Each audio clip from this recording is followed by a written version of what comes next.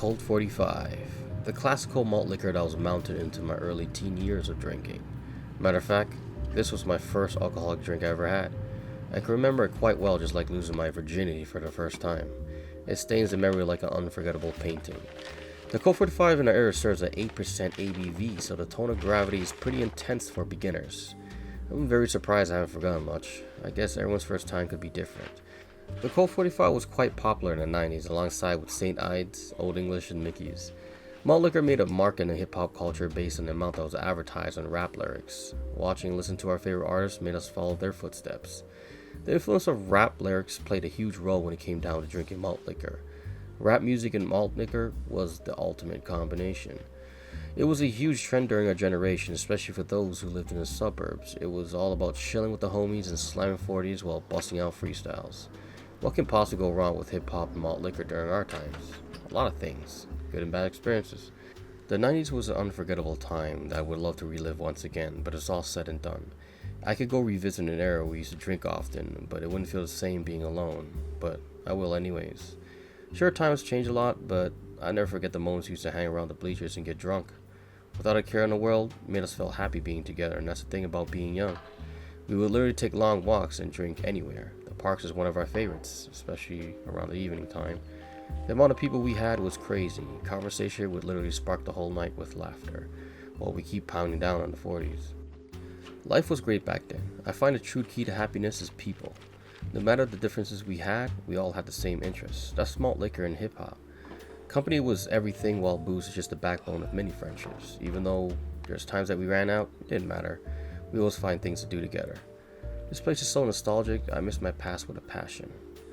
We used to have the classical glass 40s, but not anymore. We're stuck with the 24-ounce cans instead. Really disappointed, but hey, times change, right? The only malt liquor we have left are in glass 40s are the Old English, so be it. One of these cans sells for $4.25 Canadian a piece, just enough for a quick boost of encouragement.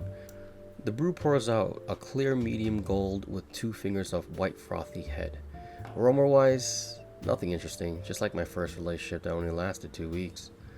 All we got from each other was just a taste, just like this Colt 45. It starts off sweet, then gets a little corny when you reach to the end of the relationship.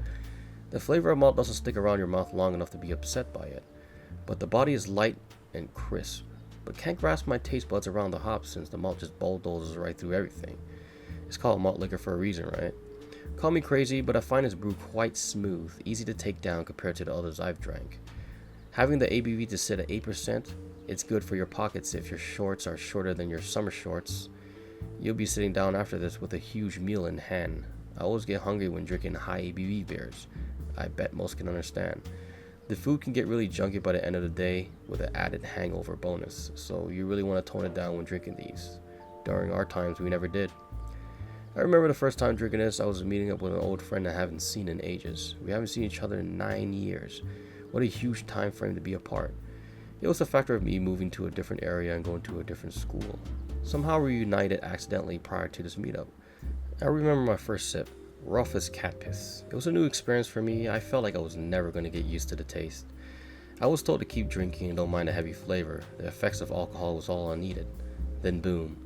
The brain reward system pays out dopamine. The first few chugs had me feeling euphoric. I never felt nothing like this before. I felt like I was winning a gold medal. I wanted more, so I dived deep like Michael Phelps and filled my mouth with a wave of alcohol. The feeling is getting better with every drop. That's alcohol for you. Hours later, the alcohol started to kick in harder and I couldn't walk my 2 feet and my head was spinning. I puked out hard hanging onto the fence while my friend had to pat me in the back to flush the rest of it out. All the boys had a good laughter for a newbie drinker like me. My buddy and his girlfriend had to carry me all the way to his house to crash. I knocked out like a baby hearing a lullaby. The next morning was another whole experience. The hangover. Absolute dehydration. Never knew what I was feeling until I asked. I was told to drink lots of water and eventually I would feel better after several hours. But man, I couldn't stand it. I have forgotten a little of what we talked about the other night. But that's alcohol for you, right? Well, enough of my past experiences and moments. I'm about to test this on a level of difficulty. A shotgun. 24 ounces deep into my stomach. And I can say one thing, it's very easy to take down and not foamy as hell. The capacity is a little overboard for a shotgun, but it's manageable. Oh man, it hurts, but not as much as a 40-ounce shotgun. And I want to thank you guys for joining on the story film here. I try to speak mostly based on my experiences and what happened during my past and my experiences with certain type of beers. And we'll be definitely doing more future reviews. See ya.